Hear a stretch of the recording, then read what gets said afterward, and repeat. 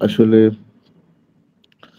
কালকে রাতে তার দয়ার একটি ছোট্ট ঘটনা আমি আগে বলি। বাজে তখন 3:30। ঠাকুর আছেন, এটা কিন্তু আমরা বাস্তবেই বিশ্বাস করে ফেলেছি, এবং শুধু বিশ্বাস নয়, আমরা জীবন্ত এক্সাম্পল দেখতে পাই।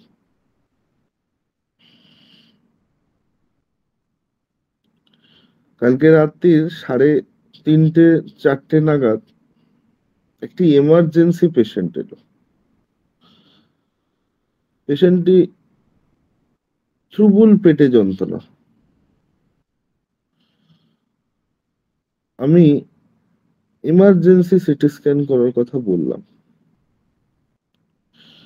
হসপিটাল থেকে, একটি সরকারি হসপিটালে উনি দেখিয়েছিলেন, ওখান থেকে রেফার করেছে।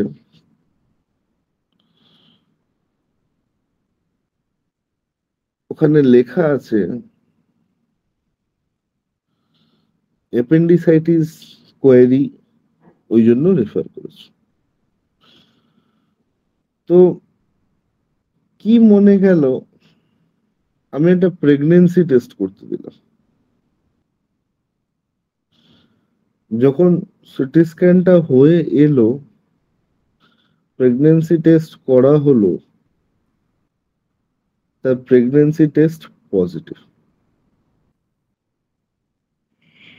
আমাকে এমার্জেন্সি ল্যাব থেকে জানানো হলো যে তার প্রেগনেন্সি টেস্ট পজিটিভ।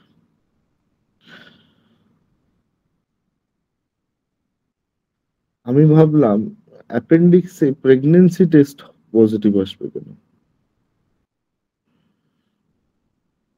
সঙ্গে সঙ্গে তড়িঘড়ি সিটি স্ক্যানের প্লেটটা দেখছি, তার পুরো পেটে ব্লাড জমে রয়েছে।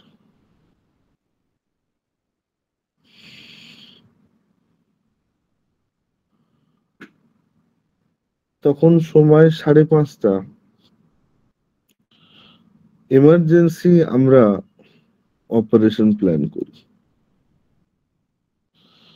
যখন পেট কাটা হয়, দেখা হয় সেটা অ্যাপেন্ডিক্স নয়, রাপচার একটোপিক প্রেগন্যান্সি। তো আমি ঠাকুরের দয়ায় কেন বললাম, কারণ হচ্ছে যখন ব্লাড টেস্ট করে দেখলাম হিমোগ্লোবিন 4.4, যেটা নর্মাল 12 থেকে 18 হওয়ার কথা।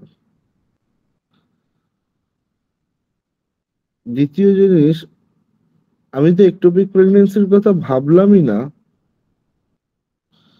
শুধু ভেবে গেলাম অ্যাপেন্ডিক্স। তাই সিইসিটি হোল অ্যাবডোমেনে আমরা সিটি স্ক্যান করতে দিলাম। কিন্তু কোথার থেকে হঠাৎ করে ঠাকুর দয়া করলেন যে একটা পেক কালার টেস্ট আর ইউরিন টেস্ট করার কথা ভাবালেন। সেই ইউরিন টেস্টে ধরা পড়লো যে উনি এই সমস্যা। তো এটা ঠাকুরের দয়া ছাড়া হয় না। যদি আমি সেটা না দিতাম, হয়তো পেশেন্ট এখন কোল্যাপস করে মারা যেত। কারণ হিমোগ্লোবিন কমতো, ব্লিডিং হয়েই যেত, আর যত কমতো ততক্ষণে আমরা পেশেন্টটাকে আর পেতাম না। তো এটাই ঠাকুরের দয়া, যে আমরা বিলিভ করি কেউ না কেউ আমাদের মাথার উপরে আছেন, যিনি আমাদের পথ দেখিয়ে দেন। অনেক ডাক্তারদের দেখেছি, আমার নিজস্ব জীবনের কথা আমি বলছি, তারা ঠাকুর বিশ্বাসী নয়। তারা বলে যে না, ঠাকুর বলে কিছু নেই। কিন্তু আমরা সৎসঙ্গীরা এটা মেনে নিয়েছি যে তিনি ছাড়া এ পৃথিবী অন্ধকার। কেন অন্ধকার? যেই জিনিসটা ধরুন 3 ঘন্টায় আমি করতাম, সেই জিনিসটা পুরুষোত্তমের দয়ায় আমি দ্রুত করতে পারছি। কিছুদিন আগে আমার হসপিটালে ডক্টর চিরঞ্জিত বাবু এসেছিলেন, আমাদেরই সৎসঙ্গের একজন বড় ডাক্তার, নাম করে ডাক্তার। তা আমি তাকে একটা প্রশ্ন করেছিলাম যে আপনার জীবনে ঠাকুরের দয়া কি, কাইন্ডলি আমাকে একটু বলুন, কাইন্ডলি একটু আমাকে বলুন যে ঠাকুরের দয়া আপনার জীবনে কি, তার দয়ার কথা আপনার জীবনে আমাকে একটু বলুন।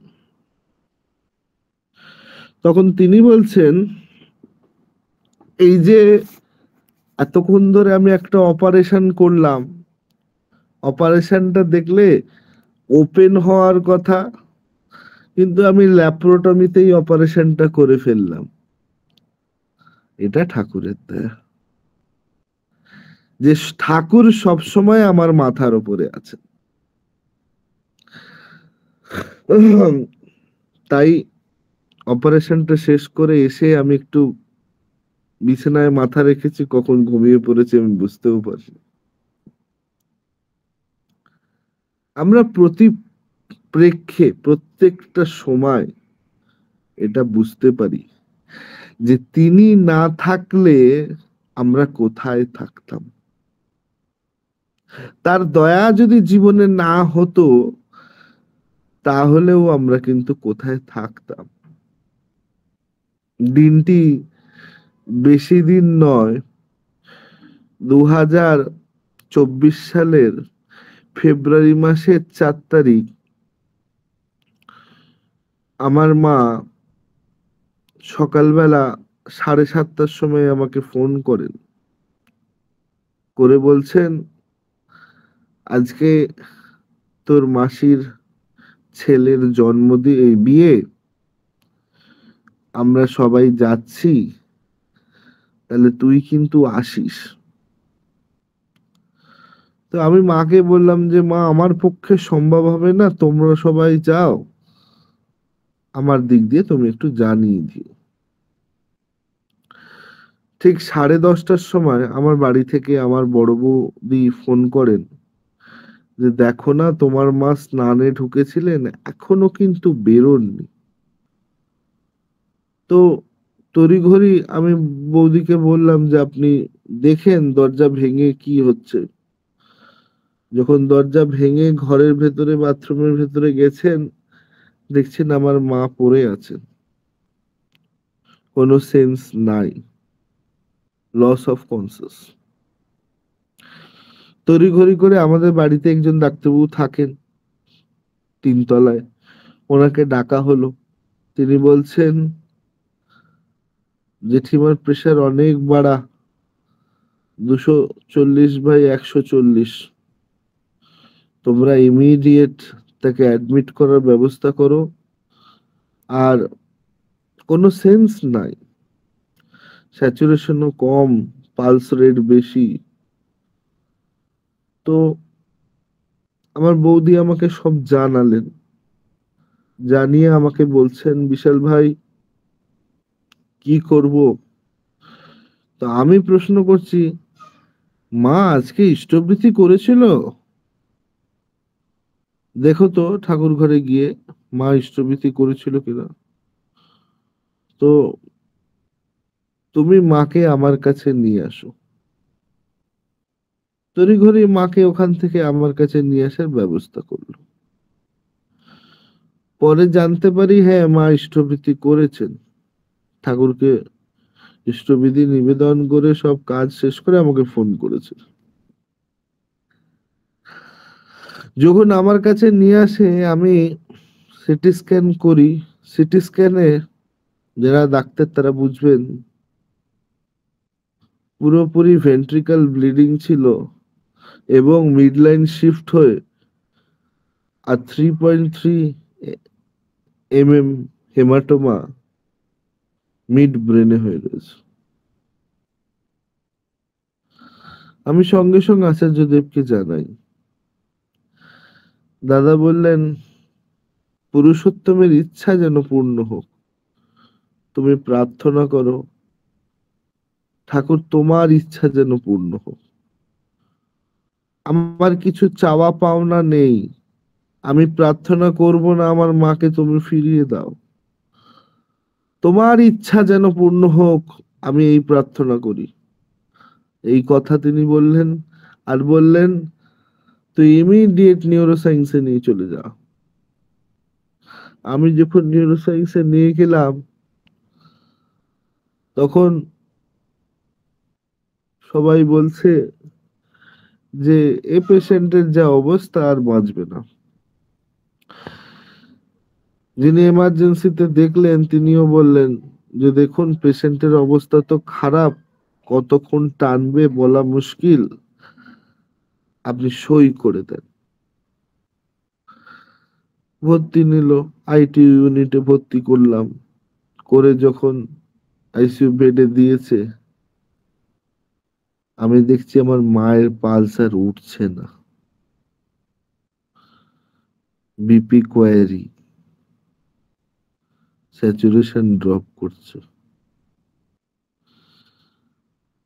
যিনি এমার্জেন্সিতে ছিলেন তিনি ছুটে উপরে গেছেন, গিয়ে বলছেন ইমিডিয়েট ভেন্টিলেট করতে হবে, নালে পেশেন্টকে ফেরানো অসম্ভব, আর পেশেন্ট ফিরবে কিনা তাও কোনো গ্যারান্টি নেই। আমি খালি একটা কথা বলছি, আমার মা তো ইষ্টবৃত্তি করেছে, ঠাকুর দয়া করবেন আমি জানি, আপনার যা করার আপনি করুন। সিপিআর টিপিআর অনেক কিছু করছে, আমি একটু ভয় খেয়ে গেছি, ঠাকুরের কাছে প্রার্থনা করছি, ঠাকুর তোমার ইচ্ছা পূর্ণ হোক, ঠাকুর তুমি যেটা ভালো চাও, আমি জানি না তুমি কি ভালো চাও। অনেকক্ষণ পরে আমি যখন আবার মাকে দেখতে যাই, দেখছি আমার মায়ের কোনো জ্ঞান সারা শব্দ নেই। আমি তো একজন ডাক্তার, আমি তো প্যারামিটারস গুলো বুঝতে পারছি, তারা আমাকে কি বলবে। এইভাবে প্রায় 9 দিন কেটে গেল, মা ভেন্টিলেটেড অবস্থায় থেকে গেলেন।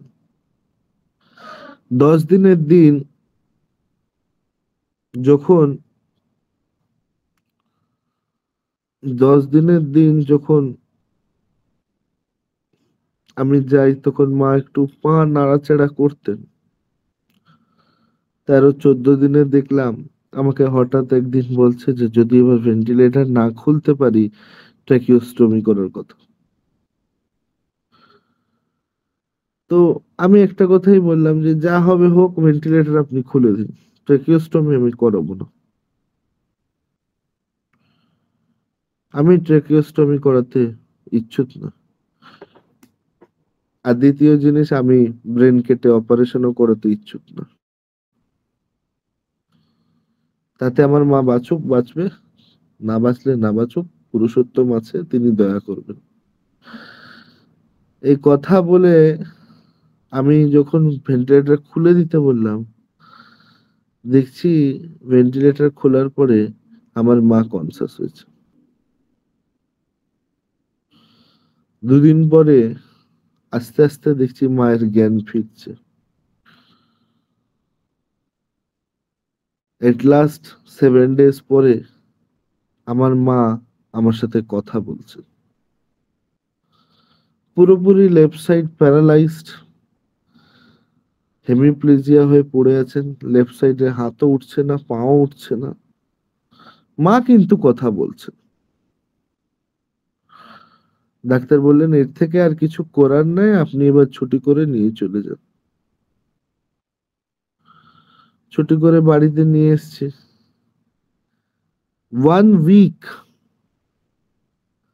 একটা সপ্তাহ আমি ঠাকুরের দয়া দেখলাম, একটা সপ্তাহ লাগলো, আমার মা দাঁড়িয়ে পড়লেন,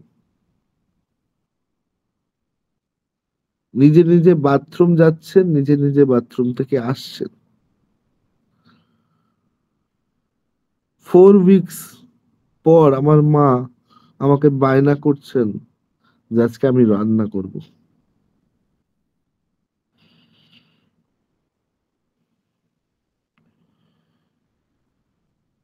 মার্চ মাসের 4 তারিখে, মার্চ মাস 15 তারিখ আমার মা বলছেন আমি রান্না করব। মার্চ মাসের শেষে আমাদের রান্না করে খাওয়াতে শুরু করলো। যেই পেশেন্ট ভেন্টিলেটরে গেল, যেই পেশেন্ট হেমিপ্লেজিয়া হয়ে পড়েছিল, যেই পেশেন্টের এত বড় একটা সেরিব্রাল স্ট্রোক হলো, কোথায় গেল, কিভাবে হলো? আমি তো একজন নিজে ডাক্তার, আমি কি করে এটা বিলিভ করে নিলাম যে তিনি 1.5 মাসের মধ্যে হাঁটাচলা করবে, রান্না বান্না করবে, লোককে খাওয়াবে? যার মরে যাবার কথা, যার ভেন্টিলেটর, ওই যে ভেন্টিলেট করে রাখা, ট্রেকিওস্টমি করবে, তো ঠাকুরের দয়া। এই যে আছে যদি বললেন না, তার ইচ্ছাই যেন পূর্ণ হোক। তুমি প্রার্থনা করবে না কি তোমার মাকে বাঁচিয়ে দাও, ঠাকুরের ইচ্ছা পূর্ণ হোক।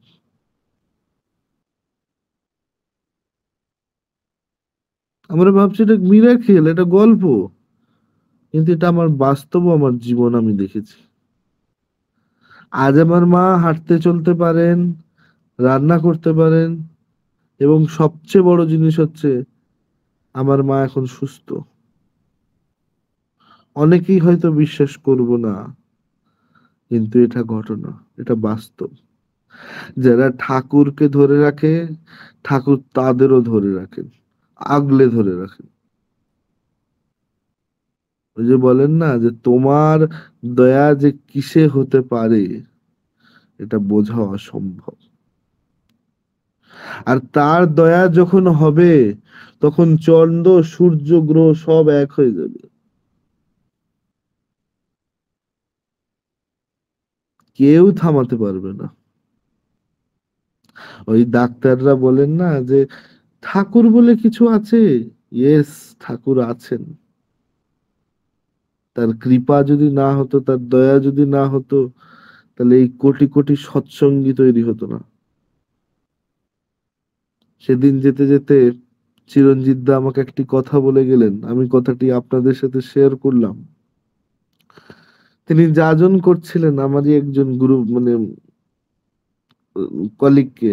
তিনি বলছেন যে দেখ, তুই ঠাকুর ঠাকুর বুঝিস কিনা আমি জানি না, কিন্তু একটা জিনিস মাথায় রাখবি, তুই যদি একটা অপারেশনও ভুল করিস, তোর মা বাবা, তোর বউ, তোর সঙ্গী কেউ কিন্তু তোর পেছনে দাঁড়াবে না, কিন্তু তোর সাথে 3 কোটি সৎসঙ্গী দাঁড়িয়ে আছে, যে প্রত্যেকটা মুহূর্তে তোর কথা ভাবে।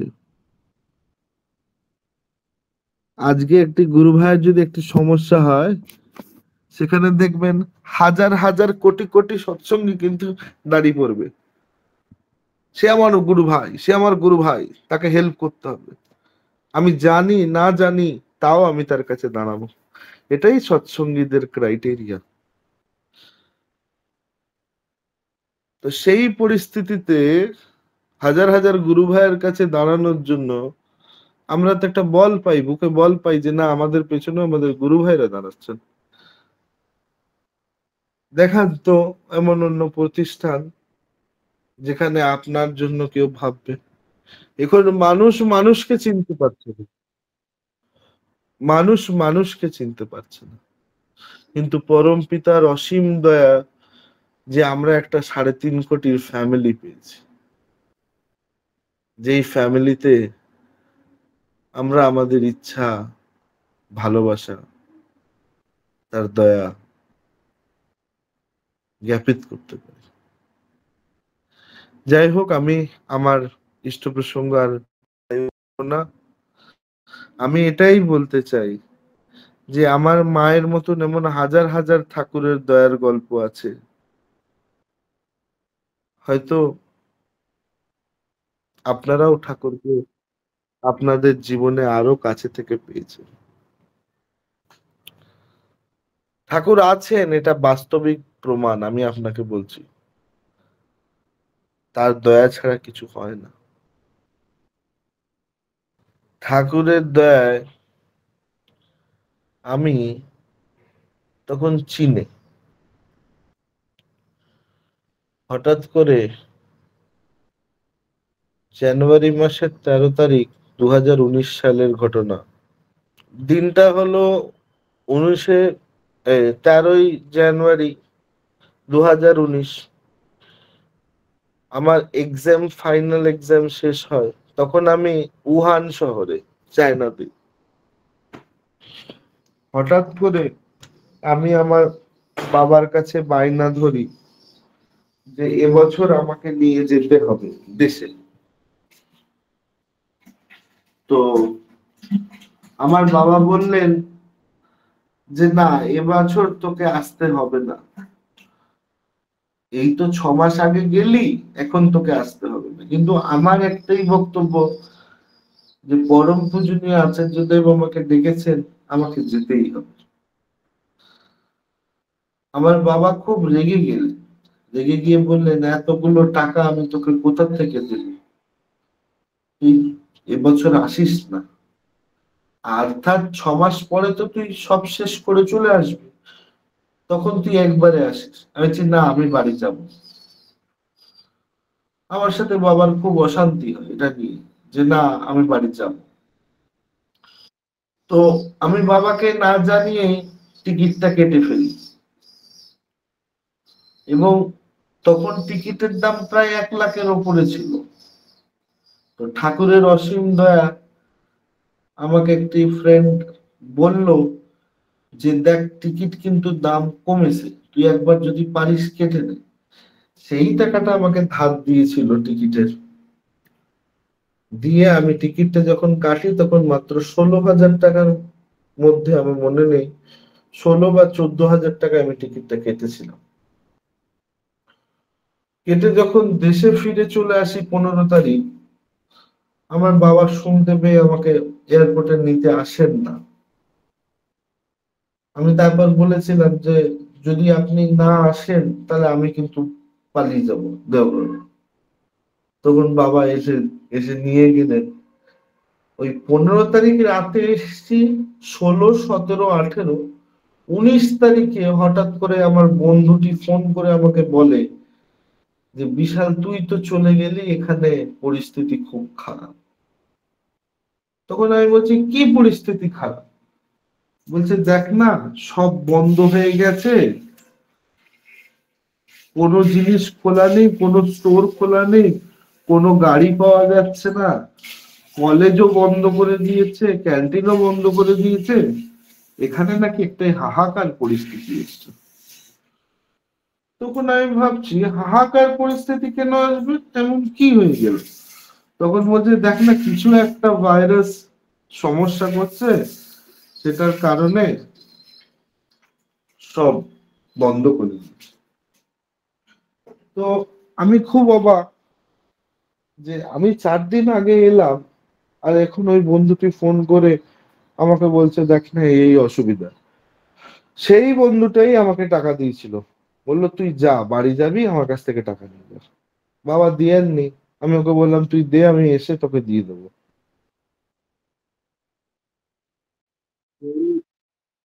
পরে জানতে পারি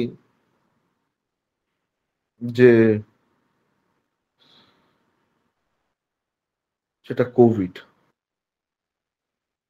তো প্রথম আমার জীবনের দয়া হলো ওটাই, যে ঠাকুর আমাকে দয়া করে কেন বার করে দিলেন ওই শহর থেকে। আর আমি যখন এসছি তখন আমি মানে জানতামই না যে কোভিড বলে কিছু আছে। কারণ আমি বাড়িতে আসার 7 ডেজ পরে জানতে পারছি ফ্লাইটস বন্ধ হচ্ছে, সবকিছু সমস্যা হচ্ছে। তারপরে তো তারপরে আমি দেখলাম যে যোগাযোগ বিচ্ছিন্ন হতে শুরু হলো। যারা আমাদের কলেজে ছিলেন, একে এক সবাইকে হসপিটালে নিয়ে যাওয়া হচ্ছে। যিনি আমাকে টাকাটা দিয়েছিলেন তিনিও কোভিড আক্রান্ত হয়েছিলেন এবং মারাও গেলেন শেষে। পরে তো ঠাকুরের দয়া সবাই আমরা লকডাউন হয়ে গেলাম। এটাও তার দয়া, আমি বলবো এটাও তার দয়া। 2021 সালে আমার একটি অফার আসে যে যদি ঠাকুরের কাজ করা যায়, কিছু মানুষকে হেল্প করা যায়, তখন অনেক নামি বড় বড় ডাক্তাররা আসতেন না, পেশেন্ট দেখতে চাইতেন না। কেন? যদি তারা আক্রান্ত হয়ে যায়। আর আমরা তো সবেমাত্র ডাক্তার, আমাদের একটি ইচ্ছা ছিল যে ও ঠাকুরের কাজ করব, যা হবে হোক, মানুষের সেবা করব। এই জিনিসটা আমাদের মধ্যে চলে এসেছিল। যখন কোভিড ওয়ার্ডে আমরা কাজ বা ডিউটি করতে শুরু করি, তখন জীবনে প্রথম আমি একটা জিনিস দেখলাম, যে মৃত্যু কাকে বলে আর মানুষ মৃত্যুর ভয় কত করে। হাজার হাজার মানুষ ভর্তি হচ্ছেন, আমার জেনারেল ওয়ার্ড 90টা পেশেন্টের ছিল। তো প্রথম এই মানুষের প্রশ্ন হচ্ছে, ডাক্তারবাবু আমি বাড়ি ফিরে যাব তো? কেউ এসে বলছে আমার আলমারিতে অমুক জায়গায় অমুক টাকা রাখা আছে, একটু আমার ছেলে মেয়েকে খবর দিয়ে দিন। তখন কি হতো, মানুষের ঘর থেকে লোককে টেনে হিজড়ে ধরে বার করে নিয়ে এসে হসপিটালে ভর্তি করে দিত। তো দিনের দিন পরিস্থিতি খারাপের দিকে যাচ্ছে। আমি ভাবছি ঠাকুর এমন কি করা যাক, যেটা করলে এদের মন থেকে ভয়টা বার করা যাবে। দেখলাম যখন আমি প্রার্থনা করি সকাল সন্ধ্যেবেলা, ওয়ার্ডে বসে ডিউটি করছি, প্রার্থনা করতে হবে, যখন প্রার্থনা করছি তখন দেখছি মানুষজন শান্তি হচ্ছে। আমি বললাম না, ডেলি প্রার্থনা শুরু করতে হবে ওয়ার্ডে, ছোট ছোট স্পিকার লাগানোর ব্যবস্থা করতে হবে, ঠাকুরের ছবির ব্যবস্থা করতে হবে, বাতাসার ব্যবস্থা করতে হবে। শুরু করলাম প্রত্যেক দিন ইভিনিং প্রার্থনা। কিছু দীক্ষিত গুরু ভাইরা পেলাম, কিছু অদীক্ষিতও পেলাম। প্রত্যেক দিন আমাদের 1.5 ঘন্টা সৎসঙ্গ হতো। যে যে ঠাকুরেরই দীক্ষিত হোক না কেন, তার দয়ার গান হোক, শুনি আমরা। আফটার 5 ডেজ, যখন সৎসঙ্গ ভালোভাবে চলতে শুরু হলো, 90 জন লোক, বিশাল সৎসঙ্গ হচ্ছে 90 জন নিয়ে, তখন কিছু মানুষদের মনের মধ্যে জোর এলো।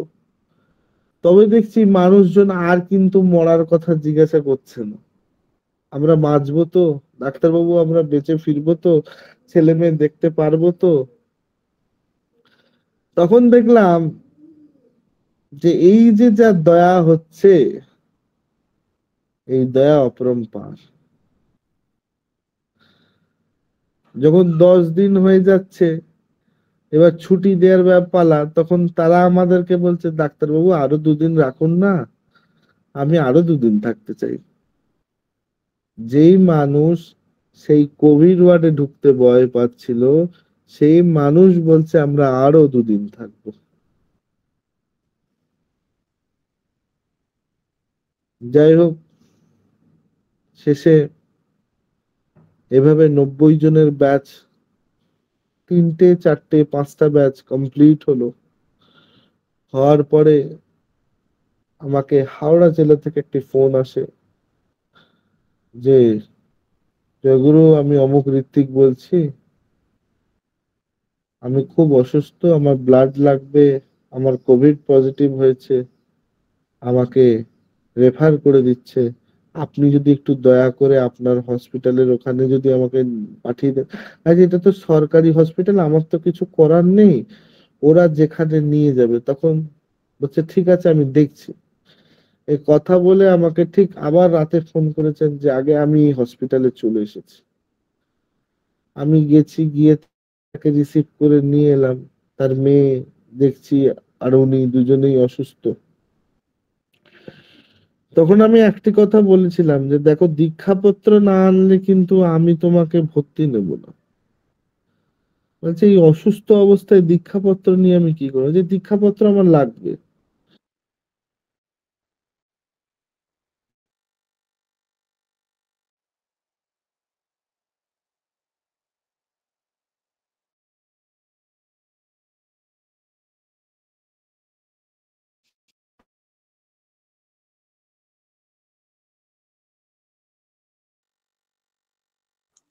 দাদা মিউট আছেন। যদি দীক্ষাপত্র না যদি আমি আনি, তাহলে না আনেন, তাহলে কিন্তু আপনাকে আমি নেব না। পরে দীক্ষাপত্র আনানো হলো, তিনি আনন্দময় হয়ে প্রায় 900 সামথিং দীক্ষা হলো টোটাল। তো সবাই আমরা আনন্দিত যে মানুষ যে বলতো যে আমি মরে যাব, কি হবে, হ্যান হবে, ত্যান হবে, তারা ঠাকুরের পথে আসতে শুরু করলো। এবং এখনো আমার সাথে অনেকেই পেশেন্টের যোগাযোগ আছে যারা সেই সময় ঠাকুরের পথ অনুসরণ করেছিল। আমি একটা জিনিসই বুঝেছিলাম, যে কেন শ্রী অনন্ত মহারাজ সেই সময় ঠাকুরকে ঠাকুর বলে ডেকেছিলেন। কারণ তিনি পারেন, শ্রী শ্রী ঠাকুর অনুকূলচন্দ্র পারেন মরা মানুষ বাঁচাতে। ঠাকুর যখন স্ট্রেট চাপিয়ে মাথায় ফিরছিলেন নিজের পড়াশোনা করে, তখন এক বৃদ্ধ মুসলমান যখন বেঁচে যাচ্ছে, তখন ঠাকুর তাকে উদ্ধার করেছিলেন। ঠাকুরকে জিজ্ঞাসা করছেন যে তুমি কি আমার আল্লাহ? ইয়েস, তিনি আমার রাম, তিনি আমার শ্যাম, তিনি আমার আল্লাহ, তিনি আমার জেসাস। ইটস বিকজ আমি দেখেছি লাশের ওপর লাশ, লাশের ওপর লাশ সেই কোভিড এর সময় পড়ে আছে, মানুষের জীবনে হাহাকার বসে রয়েছে। তখন একমাত্র দ্বীপ প্রদীপ শ্রী ঠাকুর অনুকূল চন্দ্র ছিলেন, যিনি পেরেছিলেন ওই হাজার হাজার মানুষকে আপন করতে, ওই হাজার হাজার মানুষকে বাঁচাতে। তার নাম সংকীর্তনে, তার প্রার্থনায় কোটি কোটি মানুষ ভালো করেছে। এই যে আজকে বলছে, অনেক আমি আলোচনা প্রবচনা শুনছি ফেসবুক হোয়াটসঅ্যাপে, যে অনেক গুরুদেবরা আসছেন যাচ্ছেন, কেউ ধরা খাচ্ছেন, কিন্তু Shri Thakur Anukul Chandra is just not a trust. Satsang একটা শুধু ট্রাস্ট নয়, শ্রী ঠাকুরের দয়া। না হলে আজ 3.5 কোটি মানুষ ঠাকুর ঠাকুর করতো না। ওই কয়েক গুণছুটি লোক মানুষ ঠাকুরের পেছনে ছুটতো, বাকি সব দেখতেন চেঞ্জ হয়ে যেত। কিন্তু এই যে ঠাকুরের দয়া, যে ঠাকুর বাস্তবিক তো ঠাকুর আছেন, তার প্রমাণ হচ্ছে এই 3.5 কোটি দীক্ষিত। আমার বাড়িতে চুলা জ্বালবে না, ঠাকুর তোমার দয়া না হলে হবে না, ঠাকুর তুমি দয়া করে দাও। দেন দেয়ার ঠাকুরের দয়া হচ্ছে, তার বাড়িতে রান্না হচ্ছে। খালি পেটে উঠি বুঝে, শুই না খালি পেটে, পুরুষোত্তম আছেন যিনি এই ব্যবস্থা করে দেন, দুটো ভাতের ব্যবস্থা করে দেন। আমি তখন দেখেছিলাম মানুষের মধ্যে সোনা গয়না টাকা পয়সা সব কিন্তু বিফল হয়ে গেছিল, শুধু তার দয়া, তার দয়া, তার দয়ার কথা শুনছে মানুষ, যে ঠাকুর ছাড়া পৃথিবীতে কিছু নেই। আমি বললাম তো আমার মায়ের গল্প। আজকে আমার মা হাঁটতে চলতে সবকিছু করতে পারে, কিভাবে এটা সম্ভব আমিও জানি না। আমি ডাক্তার হয়ে বলছি, ফেব্রুয়ারি মাস আর এটা হচ্ছে জুন মাস, এত দ্রুত ফিজিওথেরাপিও হলো না, আর এত দ্রুত ওষুধও কাজ করলো না। কাজ করলো হচ্ছে নাম ধ্যান, যজন যাজন ইষ্টবৃতি, অ্যান্ড অনলি সদাচার অ্যান্ড সুস্থনি। ঠাকুর তো মেডিকেল কলেজে পড়াশোনা করতেন। একজন মানুষ তার কষ্ট বলে ঠাকুরকে যখন বললেন, ঠাকুর সব টাকাই তুলে দিলেন। তো তখন ঠাকুর কি করে তাকে টাকা তুলে দিলেন? আর আজকে মানুষের কষ্ট হলে ঠাকুর আসবেন না? বাস্তবে আসবে। যাই হোক, আর বেশিক্ষণ নেব না, অনেকবার আমাকে ফোন করছে ওয়ার্ড থেকে, আমাকে যেতে হবে। আমি এটাই বলতে চাই, বিশ্বাস মিলায় বস্তু। প্রাণ ভরে পুরুষোত্তমকে বিশ্বাস করো। The only thing is that, একটা জিনিসই আমি বিশ্বাস করি, যে তার প্রেজেন্স আমার জীবনে আছে। যদি এই জিনিসটা আপনি বুঝতে পারেন, যে আপনার মাঝে আপনি আর আপনার পুরুষোত্তম, আর কেউ দ্বিতীয় ব্যক্তি নেই, সেদিন থেকে ভেবে নেবেন যে তিনি তার দয়া অসীম করছেন। কারণ এই বিশ্বাসটা আমার আছে, ঠাকুর আছেন আমার মধ্যে, আমার কাছে আছে, আমার আমার জন্য আছেন। মৃত্যু হয়েছে, তার দয়া হয়েছে। ঠাকুর তোমার দয়া হয়েছিল, তুমি দয়া করেছো। ভালো আছে, কষ্ট হচ্ছে, সব অবস্থায় আমরা রাজি আছি, ঠাকুর তুমি দয়া করছো পুরুষোত্তম। দেখবেন আর কোনো জিনিসের কষ্ট হবে না। ঠাকুর কেন বলেছেন সব অবস্থায় রাজি থেকো? দুঃখ তোমার কিছু করতে পারবে না। জয় গুরু।